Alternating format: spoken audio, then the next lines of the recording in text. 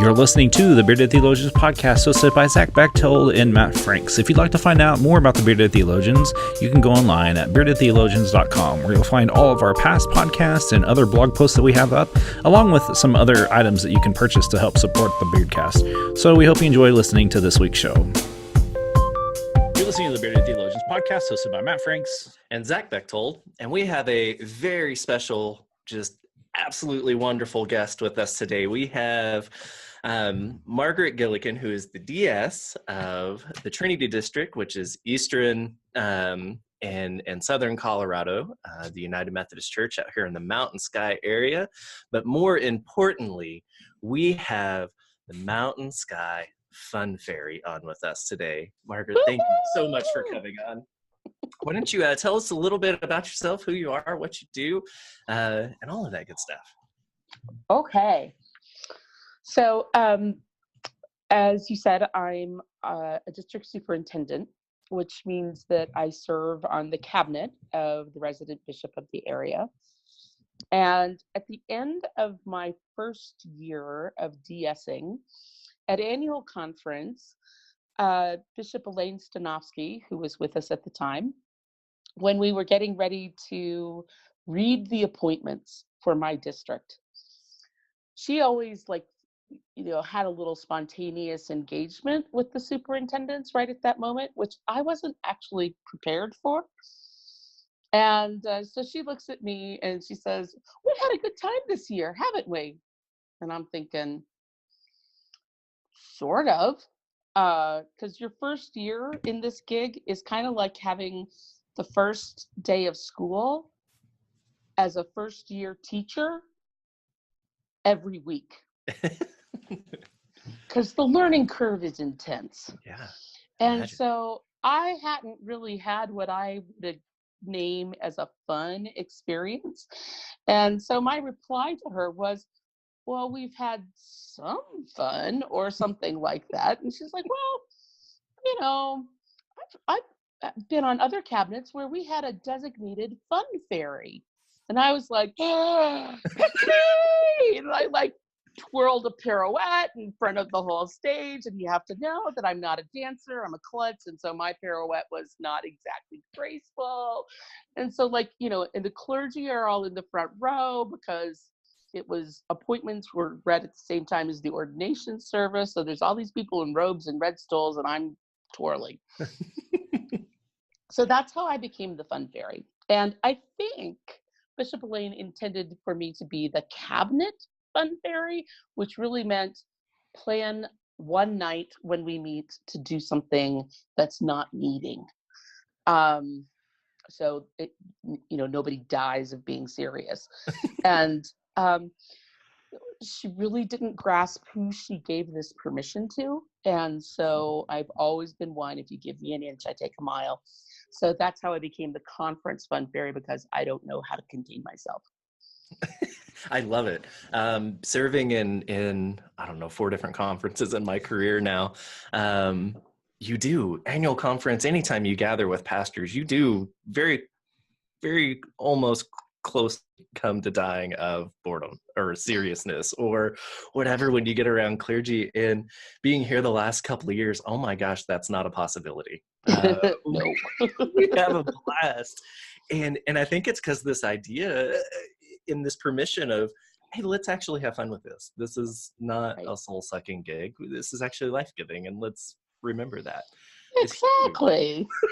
It's huge. Exactly. And so we talk a lot about the importance of humor and being able to laugh at yourself and being able to not take yourself so daggum seriously that you just die. We talk about that quite a bit on this podcast. So being the fun fairy and taking on that responsibility, which I've had the opportunity to experience firsthand, and it's wonderful. Just tell us more about the importance of that and what it means as clergy, as pastors, as leadership, from all aspects. So for me, really the gift of it, and it was ironic to hear you use the word responsibility, because I actually kind of take it as being intentionally irresponsible. Because, basically what being the fun fairy boils down to is actually saying out loud all the things that went through my head for years and years. But I was surrounded by really serious people, and I knew that their response was going to be to pat me on the head and say, "That's nice, Margaret, go be quiet now." And being the fun fairy has given me permission to just blurt stuff out and to have people around me laugh, be entertained by it instead of appalled, and sometimes even play along with me. So one of the things that contributes to all of this is really this is my personality. If you speak fluent personality profiles, I'm an ENFP on the Myers-Briggs. I'm a 7 on the Enneagram, and on the DISC, I'm an I. And so when I was participating in creating a culture of renewal, which Rebecca Simon Peter leads, as a clergy member of this conference, I was actually working with a group of young clergy, and we were doing a Zoom type thing. And I was the only I in the group. All of them were D's and S's and C's, and some of them had a little bit of I, but I was the only pure I. And one of the jokes with the DISC profile is that each quadrant has like a way you can sum it up. So D, which is dominance, is the get her done style. And S, which is steadiness, is the leave no man behind style. And C, which is conscientiousness, is get it done right. And I, which is inspirational, is rainbows and unicorns. And so like these guys would they would hear me say stuff in our conversations about, all right, so what's going on in your church and how are people responding to what you're trying to do?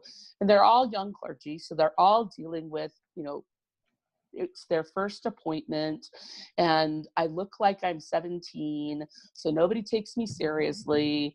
And I would say things that were consistent with my personality, and they would kind of roll their eyes and go, "Oh, there she goes with the rainbows and unicorns again." And then somebody gave me a rainbow unicorn thing, and then somebody else gave me a rainbow unicorn thing. And my younger sisters and one of my best friends from college all thought the rainbow unicorn thing was hilarious. And so I now have enough rainbows and unicorn objects that I could probably equip every first grade girl in every elementary school in Pueblo with rainbow unicorn swag. And I'd still have some left.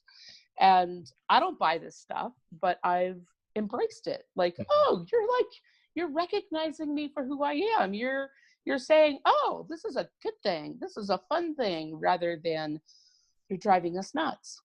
So, which us eyes don't hear that very often, right? Well, right. Like, always, my whole life growing up, it was, you're too loud, you're too much, you're too silly, you're too whatever. And now it's like I have this permission to be as big as I naturally was created to be. And so that, to me, that's really the gift of it, and that's the joy of it from a theological perspective, is I'm finally getting to live into who I was created to be and the gift of personality that I came into this world with. As a C, I am a C. I'm a C. Not that kind of C. Well, I guess, and yes, I am that kind of C. I guess I'd have, that's a whole other problem if I wasn't. But as a C, I like to process things, but I have to admit, I love it when I see eyes really being eyes and being, like you said, rainbows and unicorns. Like my associate pastor's an eye, and so I love it when she has that joy and gets to bring that joy, and it's not that I don't need that. I call them shenanigans, and I love doing shenanigans.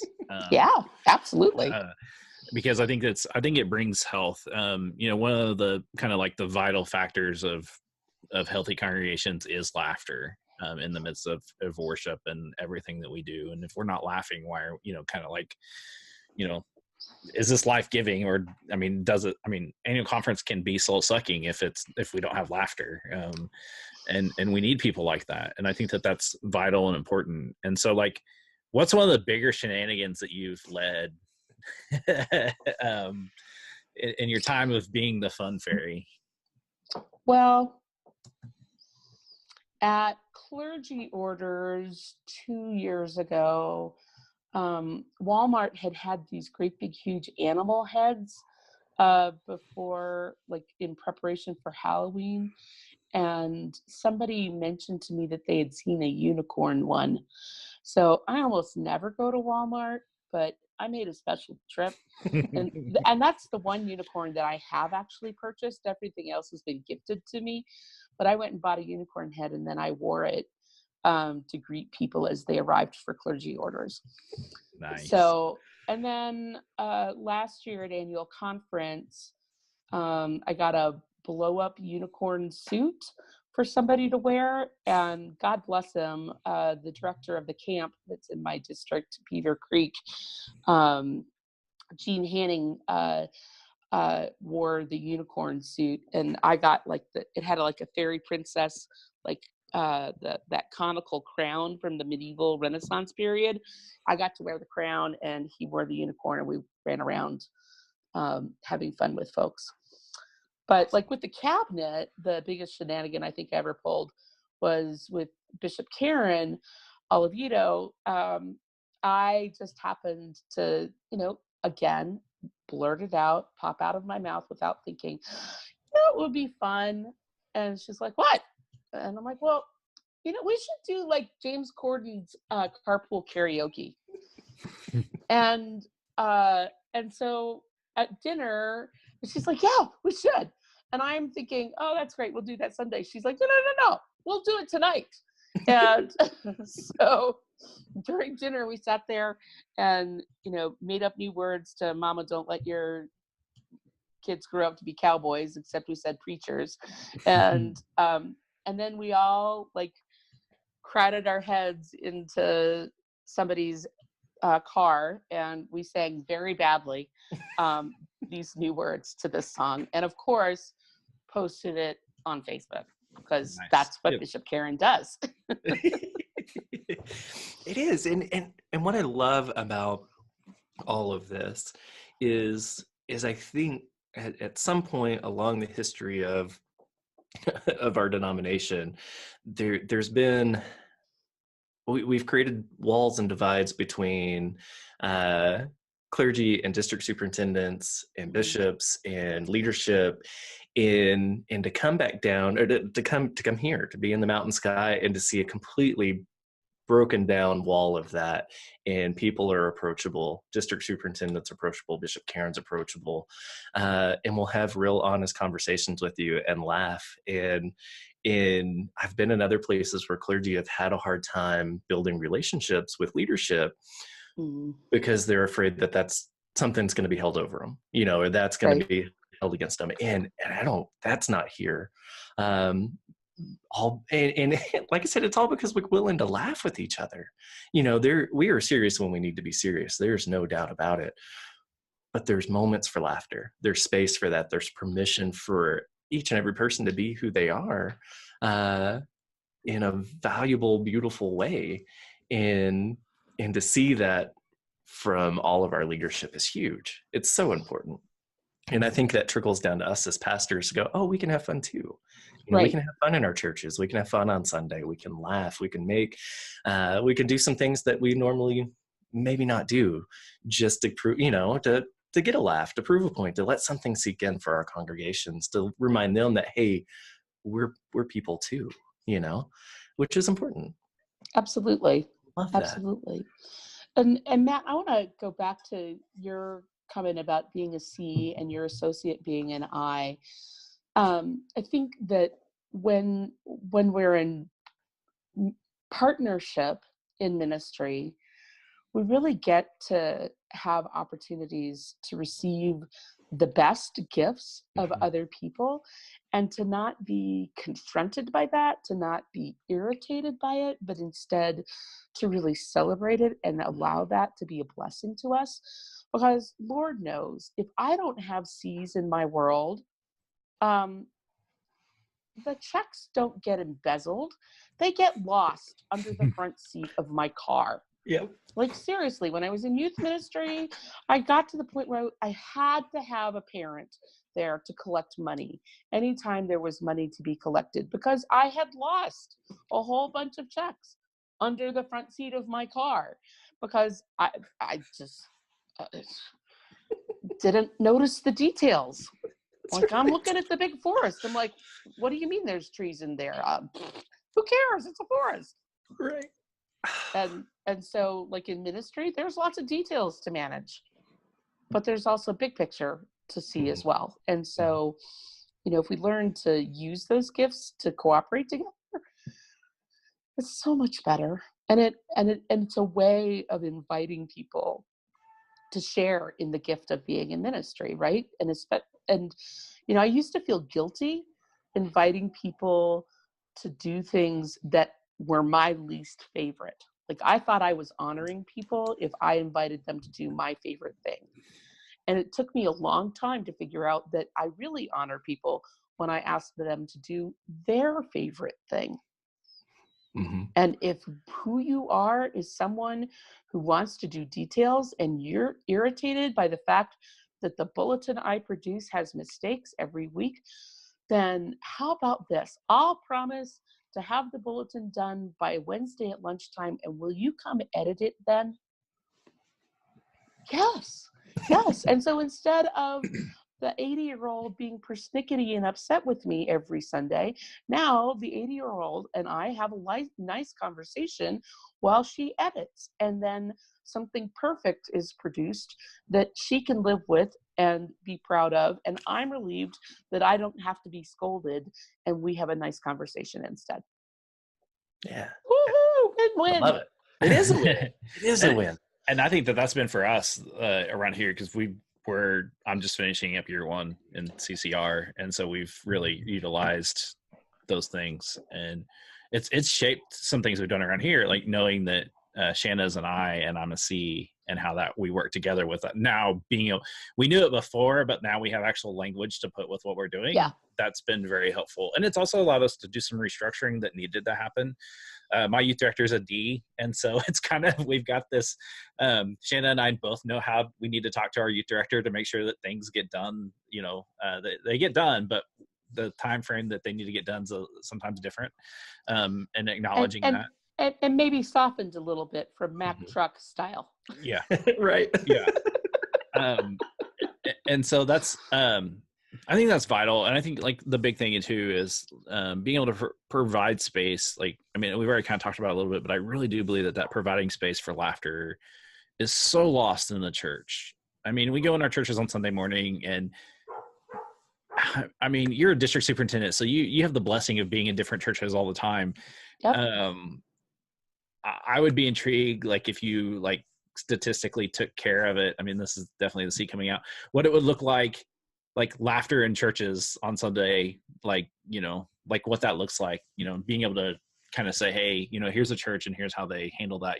That spirit of laughter brings life, and it can bring joy, and even in the midst of sorrow, I think it's necessary to be able to share a laugh together. And we need people like you to be able to bring that to the table and honor it and say, hey, this is a great thing. We needed this, or we needed to laugh today, because I'd be intrigued to see how many churches are just so dang serious that there's just nobody wants to be there because it's too serious. That'd be kind of something to think about. Yeah. And, and that's one of those scientific experiments that, the principle that, by having an observer there, the situation changes. So there's no such thing as a clean experiment. I know that when I walk into a room, inevitably pastors recognize, oh, the DS is with us, and somebody hands me a microphone. It says, do you want to greet everybody? And maybe that happens during announcement time or during Joys and Concerns, or I get invited to shake hands with people at the end. And one of the things that I'd love to do is, if the microphone gets handed to me at the end of the service, I get to reflect back to people. Here's what I heard. Here's how I see you. Here's what I see God at work among you, just from that worship service. And to bring acknowledgement, to bring praise to a moment like that is really empowering. And I see people's bodies relax, because sometimes the whole congregation felt like, oh, we have to be good for the DS.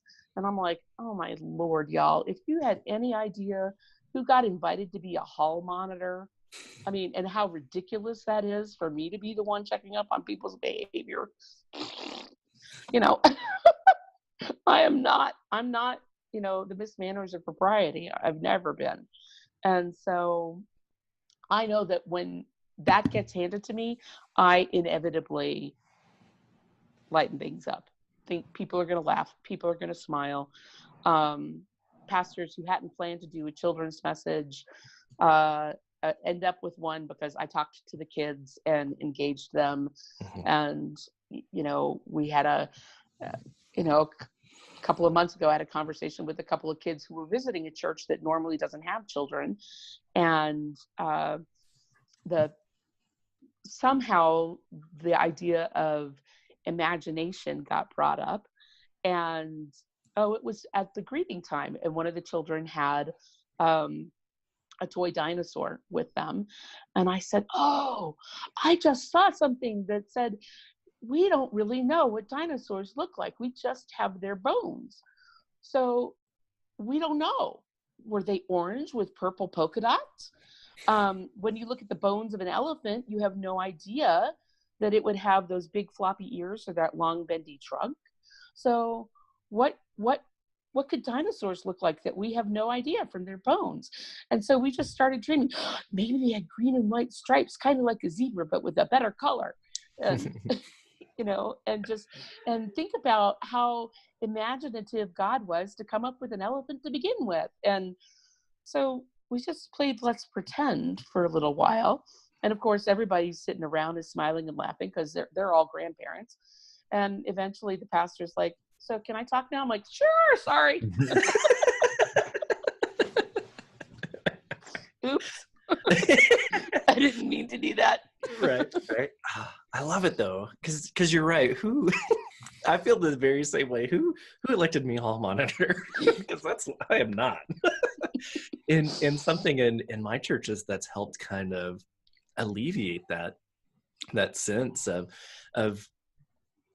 me being, you got to be prim and proper around the pastor, of going in and doing bar church and theology on taps, and in doing things like that, and having your church come and go, oh, he's just like us. Right.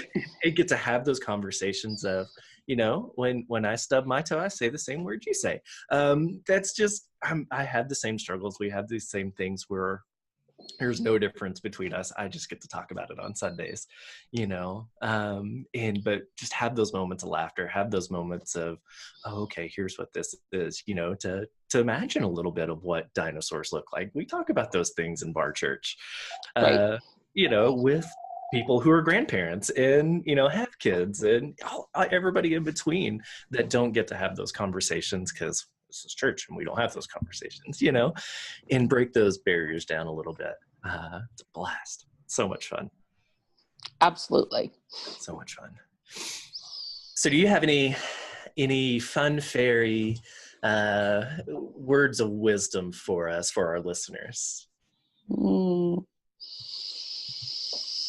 Well, I think that really the biggest gift that I've experienced as being the fun fairy is what a blessing it is to have a sense of freedom in authenticity, in self-expression. Like I I can be appropriate. I do have filters. I'm not going to crack jokes, at somebody's bedside while they're dying, unless the family has started telling stories and they're funny. If the family goes there, then I can certainly go there with them, but I'm not going to start it. But to really get to be my authentic self and to bring who I am to the table, whatever that is, means that I don't worry anymore about bringing my emotions to ministry. For instance, if you're telling me a touching story and I tear up, I'm going to tear up and I'm going to let myself cry. I'm not going to try to suck that back. If you're funny, I'm going to laugh. If, whatever's going on, I'm going to join truly and be in the moment with, as is natural for me. And I think that's really important because, so often we get told, particularly as pastors, we need to be a certain way. So introverts get told, you need to be more outgoing. Extroverts get told, you need to calm down. Quiet people get told that you need to be louder. Loud people get told they need to be quieter. Nothing's ever perfect. Nothing's ever exactly the way some other observer wants us to be. And that's real. That's what life is. And to me, that's where we really get to celebrate as followers of Jesus what it means to live into an incarnational faith.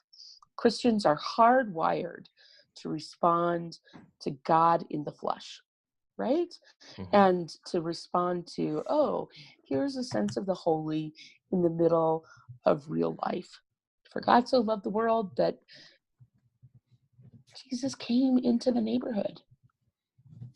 And I think it matters for us to be ourselves with people.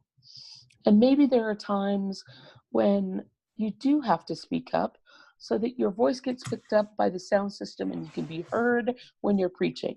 Okay. But you don't have to act like I do in order to be beloved child of God, effective pastor, a sincere and dedicated leader. You need to be yourself. That's the gift that each of us brings. And that's who God called into ministry, is you, who you are. And yes, we have, I feel like we have a responsibility. And so that is where I see the use for that word. We have a responsibility to be in the process of moving on to perfection, but it's moving on to what's perfect for me, not moving on to the perfection of some romanticized, idealized, this is the perfect pastor. Because you know what? Most of us are not going to be 35 white straight males who are married with 2.5 children and no pets, or maybe a goldfish, so that we don't mess up a parsonage. That's not who we are. Right. Yeah, that's exactly right. I love that. And I think what all of that wrapped in is the first thing you said. I was given permission to be as big as God created me to be. And unfortunately, I think we need that permission sometimes as people to be who God created us to be. Because like you said, so many people have told loud folks to be quiet, quiet folks to be loud, and introverts to be extroverts, and all of this, right? And where does that end? Does that just create us to be this one little thing? And oh my God, who cares? We'd be so boring, right? If we were all the same. And thank God we are not, that we are all created uniquely and beautifully. And it's unfortunate that we need as people the permission to go and be who we are created to be.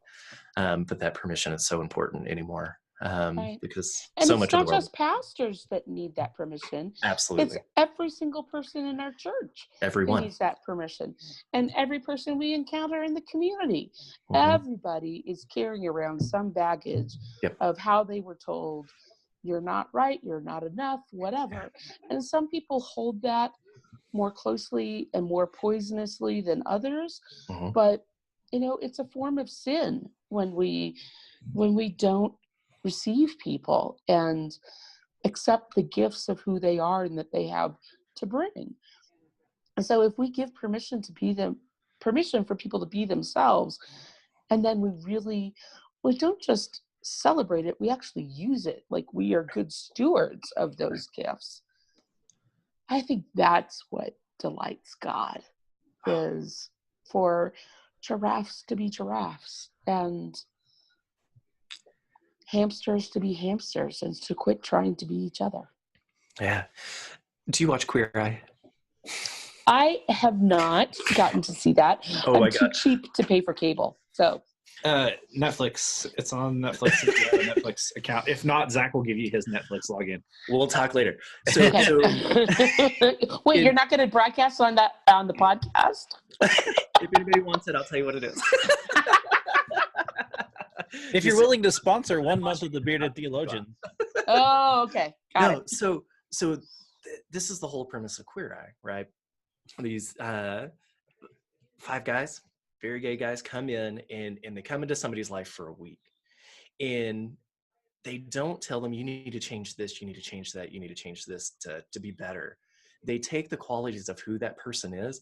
Man, you're beautiful. You have a great sense of humor. You're driven. You're this, you're that. And for some reason in your life, you've had to set that aside and be this. Recapture those. And the beautiful thing, it's a makeover show, right? Yeah. But so much of what they do outside of cutting someone's hair and changing, getting them clothes that fit and those types of things, which are huge self-esteem boosters, right? Sure. They make us feel good because we look good. 90% of the work they do with people of remember who you are. Remember who you have been created to be. Don't change that. Don't suppress that. Live into it. And whatever it is that's holding you back, let's get rid of that. And it's such a beautiful, beautiful thing to watch people come in and just love people for who they are. And then how that changes the world. Such a beautiful thing. Sorry, I don't know. I watch it. It's great. And it makes my heart happy. And that's not a new idea. I mean, like No, that's the story of the ugly duckling, right? Right. Of course you're an ugly duck. You're a swan. You're a swan. Exactly. You're a beautiful swan. Yeah. And that's just what little bit do people need from us as humans, from each other? What do we need to live into that? What do we need to let go of that's holding us back so that we can be who we are called and created to be? I think that's beautiful. So Margaret, Netflix password after this and just binge watch it. Okay. It's definitely worth a while. After appointment season, I might have time for that. Or you might need to watch it like just to kind of de-stress after a long day, just to let go. But Margaret, we thank you for your time and thank you for your presence on the podcast today. And we want to encourage our listeners to go online to our website at beardedtheologians.com. We've got some great past podcasts and blog posts up. We've got some items obviously for sale because you can always buy Bearded Theologians gear. And we thank you for you. And so for the Bearded Theologians, I'm Matt Franks. I'm Zach Bechtold. Thanks for checking us out.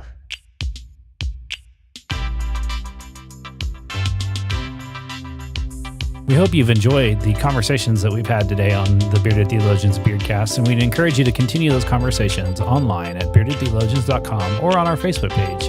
We also hope that you pick up a couple of coffee mugs to satisfy your coffee mug collection. Have a good day.